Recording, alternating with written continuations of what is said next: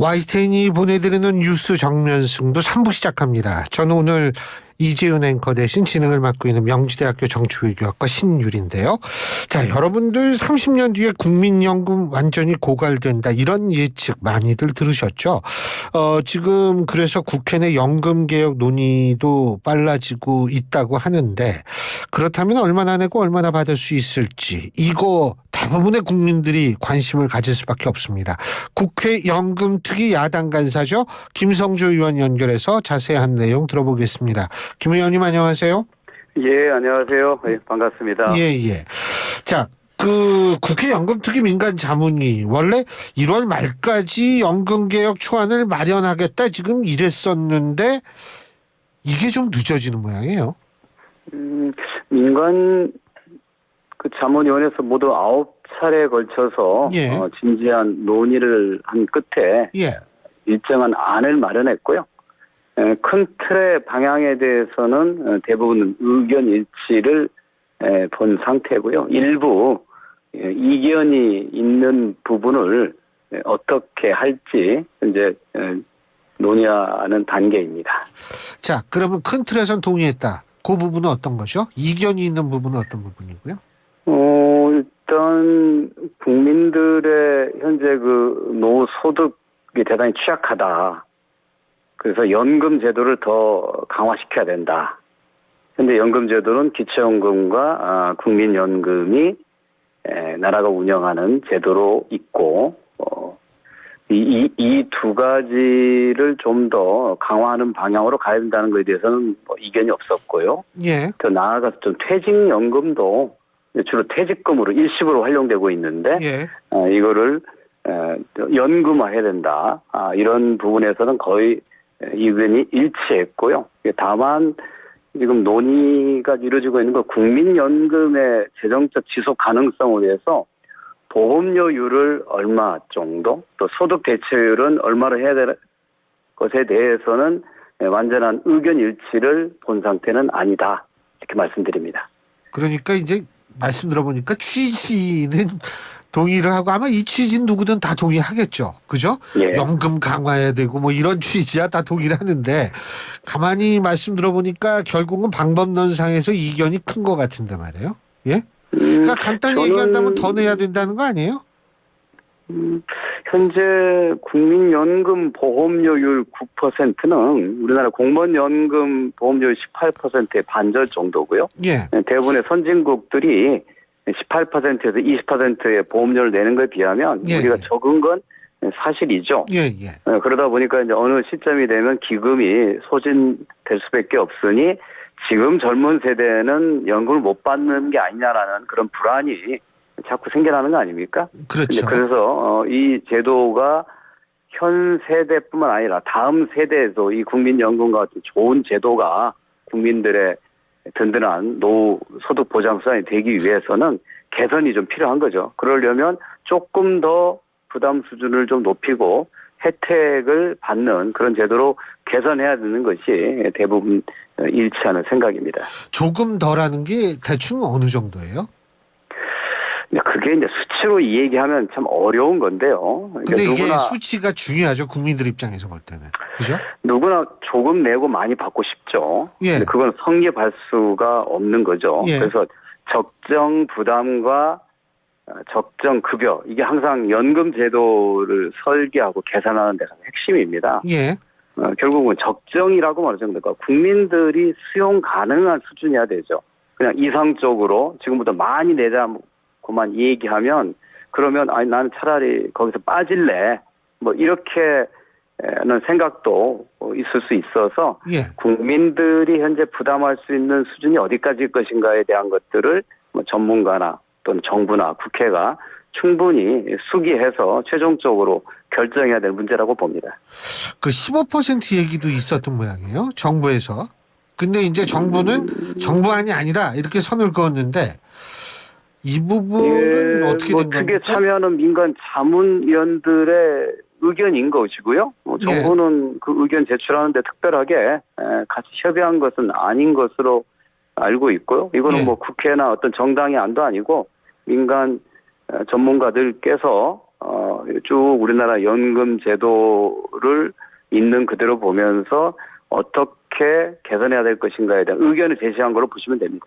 근데 이게 사실 정부하고 자문위 간에는 이쪽 소통이 좀 원활해야 되는 거 아닙니까? 정부도 그 민간 전문가들의 논의에 예. 그 옵서버로 참여하긴 합니다만 예. 의견을 제출하거나 사전에 협의하지는 않는 것으로 알고 있습니다. 예. 어쨌든 이번 주 안에 어떻게 합의안이 나올 수가 있나요? 그것을 합의안이라고 얘기하는 것 자체가 민간 그 자문위원회의 역할은 우리나라의 노후 실태를 있는 그대로 들여다보고 현재 운영하고 있는 연금 제도들, 기초연금, 국민연금, 퇴직연금이 정상적으로 역할하고 있는지 아니다면 그 원인이 무엇이고 어떻게 개선할 것인가에 대한 종합적인 의견을 제출하는 것이고요.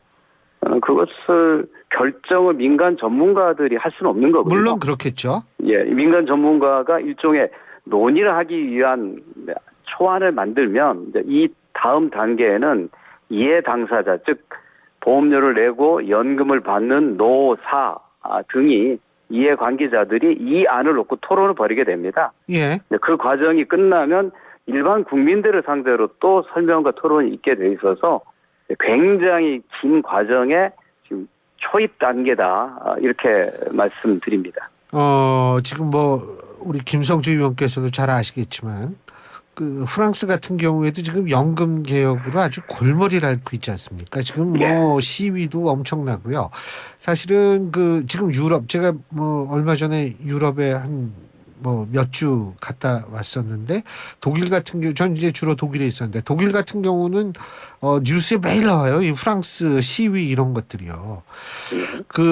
지금 프랑스 같은 경우에는 이제 그러니까 연금 수급 연령을 늦추겠다 지금 이러고 있지 않습니까?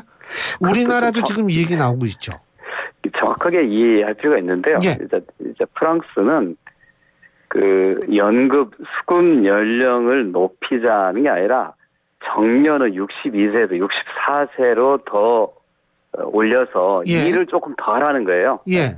일을 더 하면 연금 보험료를 조금 더 내게 될 게 아니겠습니까? 예. 네, 그렇게 하는데 우리가 평생 일했는데 은퇴해야 되는데 왜 우리 보고 더 일하라고 하냐. 근데 유럽은 보통 정년이 67세거든요. 독일도 그렇고. 근데 우리는 사실은 프랑스와 다른 게 우리는 정년 60세 돼도 나는 더 일하고 싶은데 왜 그만 나가라고 하냐. 나 더 일할 수 있게 해달라고. 우리하고는 상당히 좀 다른 것이죠. 그래서 우리나라에서도 이번 그 논의에서도 연금 그 수급 연령을 좀 늦추는 방안과 가입 연령을 더 높이는 방안이 논의됐는데 이것도 무슨 재정 측면을 고려해서 했다기보다는 현재 우리나라는 60세까지 국민연금 보험료를 납부하고 65세부터 받거든요. 그럼 그 5년 동안은 뭐 해서 어떻게 삽니까? 소득이 없는 거죠. 그걸 소득 공백, 소득 크레바스라고 얘기하는데 대부분의 유럽의 연금 제도는 연금 보험료를 납부하는 시기와 그다음에 연금을 받는 시기를 일치시켜 줍니다. 그래서 이제 우리도 현재 60세에 국민연금을 보험료를 납부 기간을 법으로 묶어놨어요. 그러면 내가 소득이 있고 더 일할 수 있는데 내지 말라는 거거든요. 그래서 그 일하고 소득이 있으면 연금 보험료를 64세까지 더 연장해서 딱 65세부터 바로 연금 생활이 가능하도록 소득 공백을 줄여준다는데 그 취지가 있습니다. 제가 솔직히 현실성이 있다고 보세요? 그럼요. 대단히 그렇게 되면은 당연히 납부 기간이 늘어나기 때문에 연금 액수도 늘어나고. 제 얘기 뭐냐면 지금 대부분의 직장이 60이면 정년을 하잖아요. 그런데 이게 64가 됐던 65가 됐던 납부 기간 지금 말씀하시는 거 보면 정년 연장이라는 그런 측면을 가정하고 말씀하시는 건 그렇게 이해를 했거든요. 그렇습니다. 그러니까 이제 이 연금 개혁이라고 하는 것이 결국은 노동 개혁과 연관된 문제가 되어야 되는 겁니다. 근데 현재 이제 윤석열 정부는 연금 개혁은 국민들 보고 재정 기금 소진이 되니 더 내고 덜 받아야 된다라고 얘기하고 노동 개혁은 노동 시간을 일하는 시간을 더 늘려라고 얘기하는데 근데 그게 국민들 관점에서 보면 내가 노후가 불안한데 내가 더 받을 수 있도록 하는 방안을 정부가 제시해 줘야 되는데 기금이 몇 년도에 소진되니 더 내라.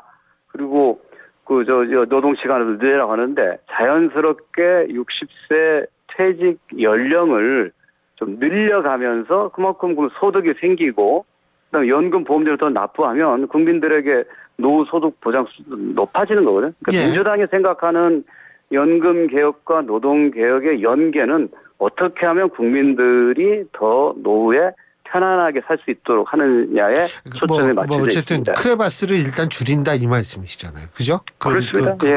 예. 근데 그러려면은 이게 또 전체 노동 시장의 이 문제하고도 연결이 될 수밖에 없겠네요. 우리가 노동 개혁이라는 건 사실은 굉장히 좀 광범위한 것 같고 이 노동 시장 지금 이 부분과 연결이 되고 뭐 임금 피크제라든지 뭐 여러 가지랑 연결이 될 수밖에 없겠네요. 같이 복합적으로 고려해야 한다는 것이죠. 예. 그래서 뭐 민주당은 그럼 구체적으로 어떻게 해야 된다라는 구체적인 안을 가지고 계십니까? 예. 뭐 저희는 오랫동안 그 국민들의 노후 소득 보장을 위해서 가장 훌륭한 제도는 국민연금이고 국민연금을 더욱더 강화하는 방향으로 노후 소득 보장 제도가 만들어져야 한다는 게 기본 방침이고요. 그러나 현 시기 노인들의 빈곤 해결하기 위해서는 기초연금이 일정한 역할을 해야 한다고 생각하고요. 기초연금과 국민연금 두 개를 합친다 하더라도 노후 소득 보장 수준이 충분하지 않기 때문에 현재 퇴직금으로 일시불로 지급받고 있는 퇴직연금을 연금화해서 국민들의 노후 소득 보장을 더 높이는 방향으로 가야 된다고 하는 입장이 민주당 입장입니다. 그 민주당이 그런 입장이 있었으면은 좀 지난 정권 때 이 연금 개혁을 좀 미리 추진을 했으면 어땠을까라는 안타까움도 있거든요. 그 부분 대단히 좀 오해가 있는 부분인데요. 그런 생각을 가지고 사실 기초연금을 30만 원으로 인상했고요. 국민연금을 강화하기 위한 여러 다양한 조치들을 했는데 결국은 보험료 인상에 합의하지 못한 문제를 가지고 실패했다고 얘기하는데요. 다시 이제 문재인 정부는 과거에 그 연금 개혁이 있었던 김대중 정부와 노무현 정부 때는 정부가 주도하고 국회가 연금 개혁을 입법하는 형태로 진행됐는데 그 과정에 국민이 빠져 있었습니다. 이해 당사자의 의견을 묻지도 않았고 그래서 이번에는 정부가 안을 제시하고 사회적 합의 방식, 즉 노사정이 참여하는 경사노위에서 연금 개혁을 추진하려고 했고요. 근데 사실은 그 보험료 인상안 등에 합의가 됐는데 경총 등 사용자 단체에서 결국 보험료 인상에 반대하면서 최종 합의에 이르지 못한 것입니다. 시간 관계상 오늘 말씀 여기까지 듣죠. 고맙습니다. 감사합니다. 지금까지 더불어민주당 김성주 의원이었습니다.